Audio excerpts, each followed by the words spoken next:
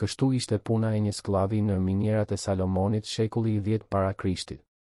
Ndërsa mbreti Salomon priste mbretëreshën e Shabës në sallonet të veshura me ar, ndërsa poetët thurnin vargje mbi urtësinë e tij të pashoqe dhe ndërsa tregtarët nga tokat e largëta përkuleshin para fronit të tij prej Fildishi, diçka shumë ndryshe ndodhte qindra kilometra prej andej.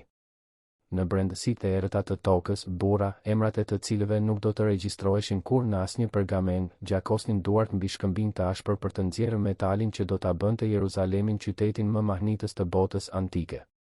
Kjo është historia që librat e historisë rrallëherë e tregojnë. Ky është realiteti pas shkëlqimit. Para se të vazhdoni me videon, a dëshironi të forconi jetën tuaj të lutjes dhe gjithashtu të ndihmoni kanalin ton të rritet? Kam përgatitur një material me mbi 50 lutje të veçanta për t'ju udhëhequr. Klikoni në linkun e përshkrimit dhe ndihmoni projektin ton të përhap fjalën e Krishtit. Mendoni për skenarin për një moment. Mbretërimi i Salomonit përshkruhet në librin e parë të mbretërve si një epokë paqeje dhe prosperiteti të paprecedent. Teksti biblik pohon se argjendi në Jeruzalem ishte aq i zakonshëm sa gurët në rrugë. Ari mbërrinte në sasi që sfidonin imagjinatën, 666 talenta në vit, sipas regjistrimit të shenjtë. Kjo vlen për afërsisht 23 ton të metalit më të çmuar të njohur nga njerëzimi antik. 23 ton. Çdo vit. Gjatë dekadave. Por nga vinte ky ar? Përgjigjja e kësaj pyetjeje na çon larg pallateve të parfumosura, larg kopshteve të ujitura, larg çdo gjurmë komoditeti.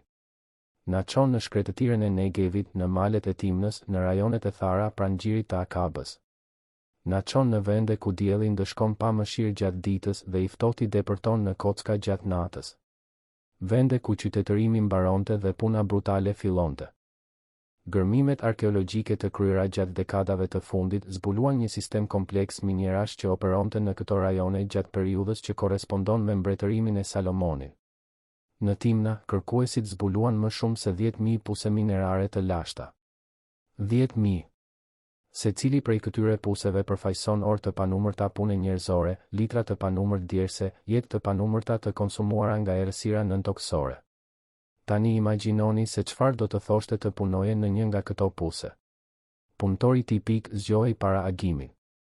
Jo me dëshirë, por me detyrim. Sistemi i kures, korveja, i zbatuar nga Salomoni, i përshkruar në librin e parë të mbretërve kapitulli 5, mobilizonte 30.000 burra vetëm për prerjen e drurit në Liban. Për minierat, shifrat ishin po aq mbresëlënëse. 70.000 transportues. 80.000 gurgdhendës në male. 3.300 mbikëqyrës për të koordinuar këtë ushtri punëtorësh. Këto shifra nuk janë egzagjerime poetike.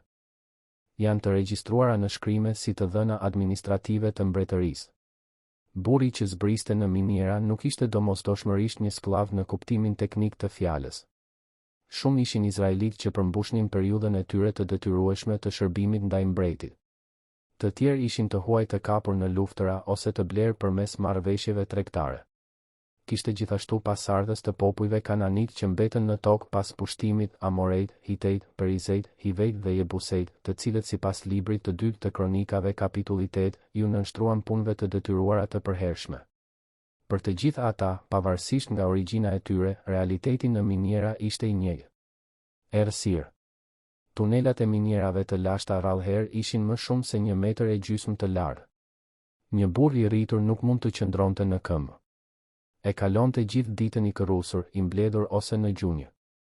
Ndriçimi vinte nga llamba të vogla qeramike të ushqyera me vaj ulliri, i njëjti vaj që në Jeruzalem përdorej për të vajosur priftërinjt dhe për të parfumosur banketet. Në miniera, ai digjej duke prodhuar një flak të dobët që mezi ndriçonte hapësirën e menjëhershme rreth punëtorit. Dhe kjo flak konsumonte oksigjen. Sa më thellë tuneli, aq më i rrallë ajri. Burrat alivoseshin. Disa nuk zgjoheshin kurrë. Si do të ishte të kalonit 12 orë në këto kushte? Puna fillonte me identifikimin e damarëve të mineralit në shkëmbë. Gjeologët modern mbeten të mahnitur nga aftësia e minatorëve të lashtë për të lokalizuar depozita të vlefshme duke përdorur vetëm vëzhgimin vizual dhe përvojën e grumbulluar gjatë brezave. Pasi identifikoi damari, fillonte procesi i nxjerrjes. Punëtorët përdornin vegla që duken primitive për standardet tona, që kanë guri, dalë bronzi, pyka druri, por që përfaqësonin teknologjinë më të përparuar të kohës. Metoda më e zakonshme ishte ajo e quajtur zjarri dhe uji. Minatorët ndiznin zjarre pas murit të shkëmbit duke e nxehur atë intensivisht. Pastaj hidhnin ujë të ftohtë mbi sipërfaqen e nxehur. Shoku termik shkaktonte çarje që lehtësonin thyrjen e materialit. Duket e thjeshtë. Nuk ishte. Zjarri konsumonte edhe më shumë oksigjen nga mjedisi tashmëmbytës. Tymi mbushte tunelat e ngushtë. Sytë digjinin. Mushkërit përvëloheshin. Dhe puna vazhdonte. Konsideroni situatën e këtyre burrave për një moment. Ata nuk kishin pajisje mbrojtëse. Nuk kishte maska për të filtruar pluhurin mineral që grumbulloi në mushkëritë e tyre me çdo frymëmarrje. Nuk kishte helmeta për të mbrojtur kokat e tyre nga fragmentet e shkëmbit që rrëzoheshin vazhdimisht. Nuk kishte doreza për të kursyer duart e tyre nga fërkimi brutal pas gurit. Rrobat e tyre ishin recka. Trupat e tyre, instrumente pune të disponueshme. Studimet e mbetjeve mortore të gjetura në sitet e minierave të lashta zbulojnë një model shqetësues. Deformime kockore të shkaktuara nga pozicionet e detyruara të mbajtura gjatë viteve. Artikulacione të shkatëruara nga sforcimi i përsëritur. Mushkëri të nxjera nga thithja konstante e grimcave minerale, një gjendje që sot e quajmë silikos. Jetëgjatësia e një punëtori minierash ishte drastikisht më e ulët se ajo e popullsisë së përgjithshme. Shumë nuk i kalonin të 30-at. 30 vjet. Ndërkohë, në Jeruzalem, Salomoni jetonte në një pallat që u deshën 13 vjet për t'u ndërtuar. 13 vjet punë të pandërprerë të mira zejtarëve. Tempulli, shtëpia e Perëndisë që do të ishte qendra shpirtërore e Izraelit, konsumoi 7 vjet shtesë. Së bashku, këto dy struktura përfaqësonin 20 vjet ndërtim të vazhdueshëm. 20 vjet gjatë të cilave fluksi i materialeve të çmuara nuk mund të ndalonte. 20 vjet gjatë të cilave minierat duhej të prodhonin pa pushim. Ari i nxjerrë kalonte përmes një procesi kompleks para se të mbërrinte të argjendarët e Jeruzalemit. Së pari, minerali bruto transportohej në sipërfaqe në kosha të mbajtur në shpinat e punëtorëve. Një burr ngjitej dhe zbriste shkallë të improvizuara 10 herë në ditë, çdo herë duke mbajtur midis 20 dhe 30 kg shkëmbë. Pesha e një viçi të sapo lindur. E përsëritur pafundësisht. Në sipërfaqe, minerali thërmohej manualisht. Gratë dhe fëmijët shpesh kryenin këtë detyrë duke përdorur gur për të thyer fragmentet më të mëdha në copa gjithnjë e më të vogla. Pluhuri rezultues lahej pastaj në kanale uji për të ndarë grimcat e arit nga papastërti. Ky proces, i quajtur bateja, kërkonte durim të pafund dhe sy të stërvitur për të identifikuar kokrizat e vogla të arta midis rërës së zakonshme. Por puna ende nuk ishte e përfunduar. Ari i ndarë duhej të shkrijej për të hequr papastërtitë e fundit dhe për të shndërruar kokrizat e shpërndara në shufra të përdorshme. Furrat e shkrirjes operonin në temperatura mbi 1000 gradë. 1000 gradë. Për të arritur këtë nxehtësi, punëtorët pomponin ajër vazhdimisht përmes sufllaqeve prej lëkure, duke ushqyer flakët me qymyr druri të prodhuar në pjesë të tjera të zinxhirit prodhues. Nxehtësia ishte aq intensive sa burrat që punonin pranë furrave pësonin djegje të vazhdueshme. Lëkurat e tyre mbeteshin përgjithmonë të shënuara. Flokët e tyre të përvëluar. Përfytyrojeni këtë në mendjen tuaj. Një zinxhir prodhimi që fillonte në thellësitë e errëta të tokës dhe përfundonte në furrat inkandeshente të sipërfaqes.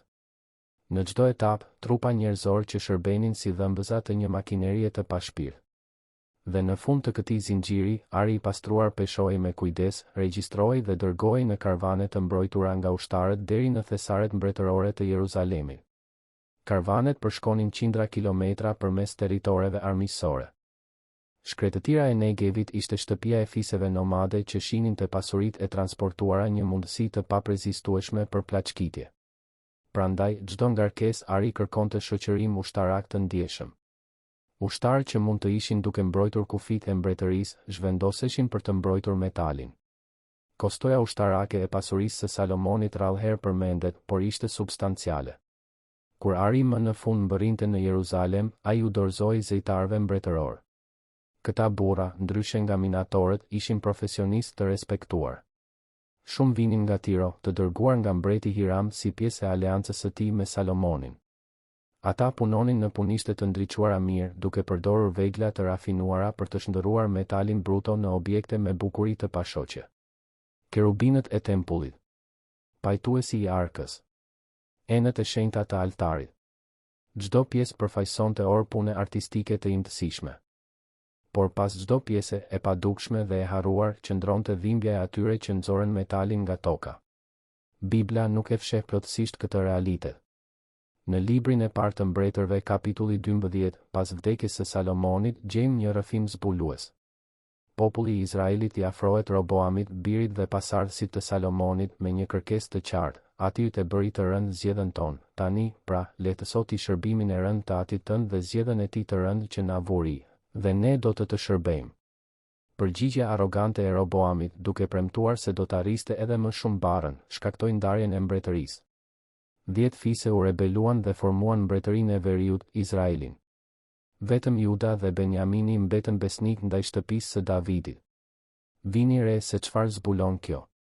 Prosperiteti i mbretërimit të Salomonit kishte një çmim.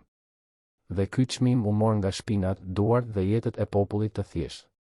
Kur presioni u bë i padurueshëm, mbretëria e ndërtuar me aq mund u ça në dysh. Ari nuk bleu besnikërinë. Urtësia nuk garantoi vazhdimsinë. Pesha e shfrytëzimit përfundimisht merr haraqin e vet. Le të kthehemi te minierat. Një aspekt shpesh i injoruar i punës minerare të lash është ndikimi i saj psikologjik. Këta burra nuk ishin makina. Kishin familje. Kishin ëndra. Kishin frikëra. Të kaloje muaj ose vite në thellësitë e tokës, larg çdo gjëje që njihnin dhe donin, linte gjurmë të padukshme, po aq të thella sa plagët fizike. Regjistrimet e qytetërimeve të tjera antike që praktikonin minierat në shkallë të gjerë, egjiptianët, romakët, grekët, përmendin tentativa vetvrasjeje midis punëtorëve të minierave. Përmendin aratisje të dëshpëruara që pothuajse gjithmonë përfundonin me rikapje dhe ndëshkim brutal. Përmendin gjithashtu forma të vogla rezistence, punë qëllimisht e ngadaltë, sabotim diskret i veglave, këngë që shprehnin vajtim pa u ndëshkuar dot si mosbindje e drejtë për drejtë. Nuk kemi regjistrime specifike të këtyre praktikave në minierat që i atribuohen Salomonit. Por do të ishte naive të imagjinonim se përvoja njerëzore ishte rrënjësisht e ndryshme. Dhimbja është universale. Dëshpërimi nuk njeh kufi kulturor. Disa historianë sugjerojnë se urtësia e famshme e Salomonit përfshinte një kuptim pragmatik të nevojës për t'i mbajtur punëtorët minimalisht funksional. Ushqimi i duhur, ndoshta bukë, ujë, her pas here mish i tharë ose peshk, sigurohej jo nga kompasioni, por nga llogaritja ekonomike. Një punëtor i vdekur nuk prodhon. Një punëtor i sëmur prodhon pak. Mbajtja e forcës së punës gjallë ishte thjesht administrim i mirë. Kjo logjik e ftohtë kontraston në mënyrë dramatike me fjalët e urta që i atribuohen po atij mbreti. Mos ia moho të mirën atij që i takon, kur e ke në dorë ta bësh. Fjalët janë të bukura. Praktika ishte tjetër. Sistemi i turneve në miniera ndoshta ndiqte një model rrotullues. Libri i parë i mbretërve kapitulli 5 përmend se 30.000 burrat e dërguar në Liban për të prerë dru ishin të ndarë në grupe prej 10.000-sh, ku çdo grup punonte një muaj dhe pushonte 2. Nëse ky model aplikojej në miniera, do të thoshte se çdo punëtor kalonte 4 muaj në vit në thellësitë e tokës. 4 muaj errësirë. 4 muaj pluhur. 4 muaj larg familjes. Por ka nga ata që argumentojnë se puna në miniera ishte më brutale. Ndryshe nga prerja e drurit që mund të bëhej në kushte të hapura, minierat kërkonin specializim. Punëtorët duhej të njihnin tunelat, të kuptonin shenjat e rrezikut të afërt, të dinin të interpretonin variacionet në shkëmbë që tregonin se ku minerali do të ishte më i bollshëm. Zëvendësimi konstant i forcës së punës do të ishte jo efikas. Kjo sugjeron se shumë minatorë qëndronin në miniera për periudha shumë më të gjata, ndoshta vite me radhë. Vite. Imagjinoni se çfarë do të thotë të mos shohësh diellin për vite me radhë. Të hysh në tunela para agimit, të dalësh pas rënies së mbrëmjes. Ose edhe më keq, të flesh në kampe pranë minierave pa u kthyer kurrë në shtëpi. Lëkura duke humbur ngjyrën. Syt duke u përshtatur me errësirën e përhershme. Bota e jashtme duke u bërë një kujtim i largët, pothuajse një ëndër. dhe pastaj, her pas here, një vështrim i shkurtër i destinacionit final të gjithë atij vuajtjeje. Ndoshta një mbikëqyrës komentonte mbi mrekullitë që po ndërtoheshin në Jeruzalem. Ndoshta një udhëtar përshkruante shkëlqimin e tempullit në muzikë, kur drita e diellit që perëndonte i shndërronte muret e tij të veshura me ar në thëngji inkandescent. Për minatorin, ky vizion ishte i paarritshëm. Ai nuk do të shkelte kurrë në ato mjedise të shenjta. Nuk do të sodiste kurrë bukurinë që duart e tij bën të mundur. Ai ishte i padukshëm, i disponueshëm, i nevojshëm vetëm për aq kohë sa ishte i dobishëm. Punëtorët zhvillonin format e tyre të mbijetesës shpirtërore. Këngë të kënduara me zë të ulët gjatë punës. Histori të ndara në momentet e shkurtra të pushimit. Lutje të përshpëritura në thellësitë e tokës, ku asnjë prift nuk udhëhoqi kurrë një sakrificë, ku asnjë levit nuk këndoi kurrë një psalm zyrtar. Kjo religiozitet nëntokësor, fjalë për fjalë, nuk u regjistrua kurrë. Por ai sigurisht ekzistoi. Në kultura të tjera të lindjes së afërt të lashtë, ka regjistrime të punëtorëve të minierave që zhvilluan kultet të tyre. Hyni mbrojtëse të errësirës. Rituale për të zbutur shpirtrat e tokës që banonin në thellësi. Oferta të lëna në galeri para se të fillonte puna. Është e mundshme që diçka e ngjashme të ekzistonte midis minatorëve të Izraelit, edhe pse e përzier me elemente të besimit në Jahve. Teologjia popullore shpesh ndryshon nga teologjia zyrtare, veçanërisht midis atyre që feja institucionale i marginalizon. Disa nga këta punëtor ishin të huaj që sollën me vete traditat e tyre fetare. Të tjerë ishin izraelitë që njihnin historitë e paraardhësve të tyre, patriarkët, eksodin, pushtimin, por që jetonin një realitet aq të largët nga ato narrativa çlirimi, saqë duhet të kenë pyetur veten se ku ishte Perëndia në vuajtjet e tyre. Pyetja e Jobit, pse vuani pa fajshmi? Nuk ishte abstraksion teologjik për ta. Ishte realitet i përditshëm. Kishte momente bashkimi në atë errësirë. Punëtor që ndanin pak ushqim që merrnin me shokët më të dobët. Veteran që u mësonin të sapoardhurve të njihnin shenjat e shembjes së afërt, një kërcitje specifike në shkëmb, një dridhje e veçantë në tokë. Burra që mbanin kolegët e plagosur jashtë tunelave, duke rrezikuar kuotat e tyre të prodhimit. Solidariteti i të shtypurve është një forcë që asnjë sistem nuk arrin ta eliminojë plotësisht. Dhe kishte gjithashtu tradhti. Uria u bën gjëra të tmerrshme njerëzve. Mbikëqyrës që ofronin racione ekstra në këmbim të denoncimit të shokëve që punonin ngadalë. Punëtor që ziheshin për vendet më të mira në galeri, ku ajri ishte pak më pak i ndotur. Shtypja jo vetëm që shtyp, ajo edhe korrupton. Shndërron viktimat në bashkëpunëtor dhe bashkëpunëtorët në shtypës të rinj. Kjo dinamik nuk ishte ekskluzive e minierave të Salomonit. Ajo përsëritet në çdo situatë shfrytëzimi sistematik gjatë historisë. Por njohja e saj nuk e zvogëlon fajin e sistemit. Vetëm zbulon edhe një tjetër nga mizoritë e tij, aftësinë për t'i bërë viktimat të marrin pjesë në shtypjen e tyre. Ironia është therrse. Tempulli i Jeruzalemit u ndërtua për të qenë banesa e Perëndisë midis njerëzve. Vendi më i shenjtë i tokës. Dhe ndërtimi i tij varej nga djersa e burrave të trajtuar si më pak se njerëz. Ari që mbulonte shenjtëroren e shenjtëroreve, mjedisin më të shenjtë të tempullit, ku banonte prania hyjnore, u nxor nga toka nga njerëz që nuk do ta përjetonin kurrë afërsinë me të shenjtën që puna e tyre bëri të mundur. Shkrimet detajojnë me saktësi mbresëlënëse sasitë e arit të përdorura. Shenjtëroria e shenjtëroreve, një kub i përsosur prej 20 kubitësh në anë, për afërsisht 10 metra në çdo drejtim, u vesh plotësisht me ar të pastër. Muret. 2 shemeja. Tavani. 2 kerubinët që ruanin arkën e beslidhjes ishin 5 metra të lartë secili, me krah që shtriheshin edhe 5 metra të tjerë. Ishin bërë prej druri ulliri dhe të mbuluar tërësisht me ar. Altari i temjanit ishte prej ari. Tryeza e bukëve të paraqitjes ishte prej ari.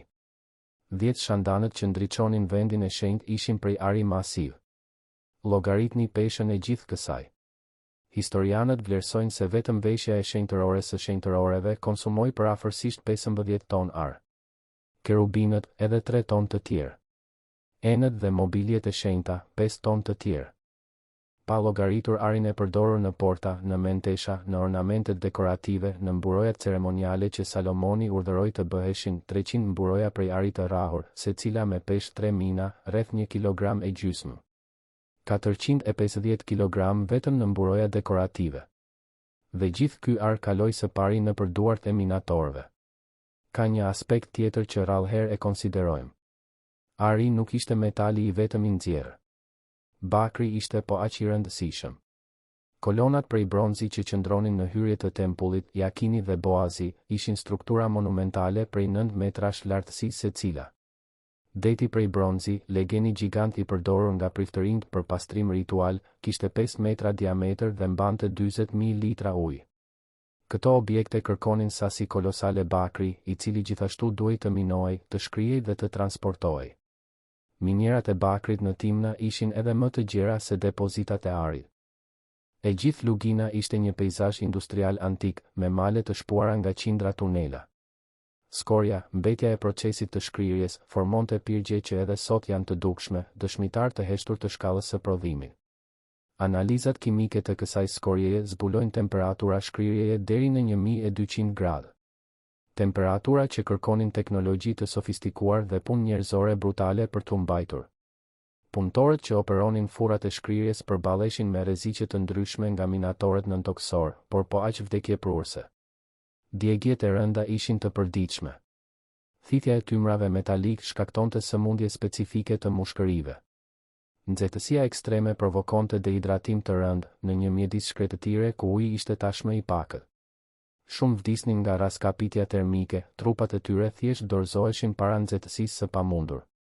Dhe kishte ende qymyrgjing.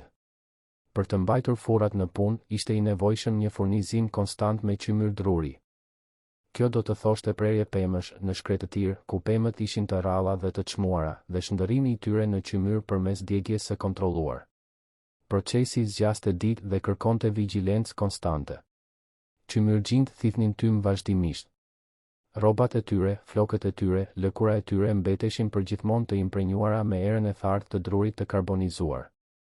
Edhe ata ishin të padukshëm. Edhe ata u harruan. Zinxhiri i prodhimit shtrihej në qindra kilometra. Nga shkretëtira ku nxirrej minerali duke kaluar përmes furrave ku pastrohej deri te karvanet që transportonin metalin e rafinuar, duke mbërritur më në fund në punishtet ku zejtarët shndërronin lëndën bruto në art të shenjtë. Në çdo hallk të këtij zinxhiri, punëtor anonim kontribuonin me djersën dhe jetën e tyre. Mendoni për kompleksitetin administrativ të nevojshëm për të koordinuar gjithë këtë. Salomonit i njihet urtësia e organizimit të një mbretërie efikase. Por ky efikasitet kishte një kosto njerëzore. Shkruesit që regjistronin prodhimin e minierave nuk shënonin emrat e të vdekurve. Mbikëqyrësit që raportonin progresin e ndërtimeve nuk përmendnin të plagosurit. Kontabilistët që llogaritnin pasurinë e grumbulluar nuk zbritnin vlerën e jetëve të humbura. Kontabiliteti i mbretërisë ishte i saktë në lidhje me arin. Ishte i heshtur në lidhje me njerëzit. Ky heshtje është ndoshta aspekti më shqetësues i gjithë kësaj historie. Por ndoshta ka një formë tjetër për ta parë këtë. Profetët e Izraelit shpesh kritikuan obsesionin me pasurinë materiale në kurriz të drejtësisë sociale. Amosi, Isaia, Mikea, të gjithë dënuan ata që grumbullonin arë ndërsa shtypnin të varfrit. Kjo traditë profetike që lulëzoi në shekujt pasues të mbretërimit të Salomonit mund të shihet si një përgjigje e drejtpërdrejtë ndaj teprimeve të asaj periudhe. Vetë pendimi i vonë që i atribuohet Salomonit në librin e Eklesiastiut, kotësi e kotësive, çdo gjë është kotësi, sugjeron një vetdije eventuale se kërkimi për pasuri dhe lavdi kishte qenë, në analizë të fundit, i zbrazët. Çdo gjë është kotësi. Fjalë të atij që pati çdo gjë që ari mund të blinte dhe zbuloi se nuk ishte e mjaftueshme. Për minatorët, megjithatë, filozofia ishte një luks i paarritshëm. Realiteti i tyre ishte më i menjëhershëm. Uri, etje, dhimbje, frikë. Dhe mbi të gjitha, nevoja për të mbijetuar edhe një ditë, edhe një orë, edhe një goditje çekani pas shkëmbit që nuk dorëzohej. Aksidentet ishin të shpeshta. Shembjet vrisnin punëtor rregullisht. Pa metoda të duhura për forcimi, tunelat vareshin nga fati gjeologjik për të mbetur stabil. Kur fati dështonte, burrat varroseshin të gjallë. Trupat e tyre rallëherë nxirreshin. Nuk kishte kohë as burime për gërmime shpëtimi. Prodhimi duhej të vazhdonte. Tunela të rinj hapeshin pranë të vjetërve, të cilët bëheshin varre të pashënuara. Heshtje. Ky ishte realiteti më brutal nga të gjithë. Këta burra vdisnin në heshtje. Pa regjistrim. Pa memorial. Pa zi publike. Emrat e tyre humbën në kohë si pluhuri që thithnin. Ndërsa Salomoni kujtohet prej 3000 vjetësh si mbreti më i urtë që ka ekzistuar ndonjëherë, ata që bën mbretërimin e tij të mundur janë fantazma pa fytyrë në margjinat e historisë. E megjithatë, në një farë mënyre, edhe ata ishin ndërtues të së shenjtës. Ka një perspektivë teologjike që sheh kuptim shpërblyes edhe në vuajtjen e panjohur. Ari që ata nxorën vesh i vendin ku brezat e ardhshëm do të kërkonin Perëndin. Tempulli qëndroi në këmbë për pothuajse 400 vjet deri në shkatërimin e tij nga Babilonasit. Gjatë gjithë kësaj kohe, pelegrin nga mbari Izraeli ngjiteshin në Jeruzalem 3 herë në vit për të adhuruar. Ata hynin në obore që shkëlqenin me punën e atyre minatorëve të harruar. Ngritnin lutje nën tavane që mbanin djersën e burrave pa emër. Ndoshta ka diçka thellësisht të përshtatshme në këtë ironi. E shenjta duke u ndërtuar nga sakrifica e të përulurve. E padukshmja duke mbajtur të dukshmen. Vuajtja e të shumtëve duke bërë të mundur adhurimin e të gjithëve. Shekuj më vonë, një tjetër tempull do të ndërtohej. Jo me gur dhe ar, por me jetë njerëzore. Apostulli Paul u shkroi Korintasve: a nuk e dini se jeni tempulli i Perëndisë dhe se fryma e Perëndisë banon në ju? Në këtë vizion, çdo person është një tempull. Çdo jetë ka vlerë të shenjtë. Mesazhi është një korrigjim implicit i logjikës që i trajtoi minatorët si instrumente të disponueshme. Jezusi, pasardhës i Salomonit sipas gjenealogjisë së Mateut, jetoi si marangos, një punëtor manual. Ai e njihte peshën e veglave, lodhjen e muskujve, dinjitetin e punës fizike. Dhe në mësimet e tij, vazhdimisht lartësoi të përulurit dhe paralajmëroi të fuqishmin. Të fundit do të jenë të parët. Kushto që do të dojë të bëhet i madh midis jush, le të jetë shërbëtori juaj. Fjalë që rezonojnë në formë të veçantë kur mendojmë për ata që ishin fjalë për fjalë të fundit në shoqërinë e tyre. Në predikimin në mal, Jezusi i shpalli të lumur të varfrit në frym, ata që qajnë, të butët, ata që kanë uri dhe etje për drejtësi, të mëshirshmit, të pastrit në zemër, paqebërësit, të përndjekurit. Duke lexuar këtë listë, është e vështirë të mos mendosh për minatorët e Salomonit. Ata sigurisht qanin. Sigurisht kishin uri dhe etje, fjalë për fjalë dhe metaforikisht për drejtësi. Sigurisht u përndoqën nga një sistem që i shite si më pak se njerëz. Nëse Jezusi do të ishte në Jeruzalem gjatë mbretërimit të Salomonit, ku do ta gjenim? Pyetja është provokuese, por përgjigjja duket e qartë. Ai nuk do të ishte në banketet e pallatit. Nuk do të ishte në mjediset e arta të tempullit. Do të ishte në miniera. Do të ishte me të harruarit. Do të ishte duke mbajtur kosha me mineral pranë atyre që historia preferoi të ignoronte. Ky përmbysje e perspektivës shndërron plotësisht kuptimin ton për periudhën. Mbretërimi i Salomonit nuk është vetëm një epokë lavdie për t'u festuar. Është gjithashtu një kujtesë e pakëndshme se si ndërtohet shpesh pasuria. Bukuria e tempullit nuk e anulon vuajtjen që e bëri atë të mundur. Të dy realitetet bashkëjetojnë, njëri duke ndriçuar tjetrin. Sot, pothuajse 3000 vjet më vonë, minierat e Timnës janë bërë një park turistik. Vizitorët ecin në përshtigje të shënjuara mirë, fotografojnë formacione shkëmbore shumë ngjyrëshe, mësojnë mbi historinë e minierave të lashta në qendra vizitorësh me kondicioner. Mizoria është sanitarizuar. Vuajtja e shndërruar në kuriozitet historik. Minatorët mbeten të padukshëm edhe kur tunelat e tyre ekspozohen si atraksione. Por ndoshta është e mundur një kujtesë tjetër. Ndoshta duke soditur çdo objekt ari, një unas martese, një medalje olimpike, një ornament fetar, mund të kujtojmë se diku, në një moment të historisë, dikush vuajti që ky metal të mbërrinte në duart tona. Jo vetëm në minierat e Salomonit, por në miniera rreth botës, përgjatë shekujve, deri më sot. Ari vazhdon të nxirret. Kushtet janë përmirësuar në disa vende, kanë mbetur brutale në të tjera. Lidhja midis pasurisë dhe vuajtjes nuk u këput kurrë plotësisht. Dhe ndoshta kjo vetdije mund të na transformojë. Të na bëjë të vëmë në pyetje koston reale të gjërave që zotërojmë. Të na kujtoj se pas çdo objekti ekziston një zinxhir pune njerëzore që shpesh mbetet i padukshëm. Të na frymëzoj të vlerësojmë njerëzit më shumë se produktet e punës së tyre. Minatorët e Salomonit nuk lanë emra, nuk lanë shkrime, nuk lanë monumente, por lanë diçka ndoshta më të qëndrueshme, një pyetje që bën jehon përmes mijë vjeçarëve. Sa vlen një qenie njerëzore? Përgjigjja e Salomonit, e matur me veprime më shumë se me fjalë, ishte e qartë, më pak se ari që ai mund të nxirrte. Përgjigjja e Jezusit, shekuj më vonë, ishte ndryshe, më shumë se e gjithë bota. Çfarë do t'i vlente njeriu të fitonte gjithë botën dhe të humbte shpirtin e vet? Midis këtyre dy përgjigjeve, çdo brez zgjedh të veten. Në thellësitë e tokës, 3000 vjet më parë, burra pa emër goditnin shkëmbinjt me çekan guri. Kockat e tyre prej kohësh janë përzier me pluhurin që thithnin. Por historitë e tyre, ose më mirë, mungesa e historive të tyre në regjistrimet zyrtare, vazhdojnë të na interpelojnë. Çfarë bëjmë me të padukshmit e kohës sonë? Kush janë minatorët e sotëm? Dhe kur ari i qytetërimit ton të ekzaminohet nga brezat e ardhshëm, çfarë historisë të heshtura do të gjejmë pas shkëlqimit? Këto janë pyetjet që të harruarit e minjerave të Salomonit na lanë si trashëgimi. Një trashëgimi më të vlefshme, ndoshta, se gjithë ari që nxorën. Sepse ari përfundimisht humbet, vidhet, shkrihet. Por një pyetje e ndershme mbi drejtësinë mbetet. Mbetet derisa të marrë përgjigje. Dhe ende nuk ka marrë. Për të na ndihmuar të vazhdojmë të prodhojmë këto dokumentar dhe histori biblike, konsideroni blerjen e e-bookut ton me mbi 50 lutje. Është një formë për të bekuar këtë projekt dhe, në të njëjtën kohë, për të pasur një udhëzues shpirtëror për rrugëtimin tuaj. Linku për të siguruar tuajin është në përshkrim. Deri në videon tjetër.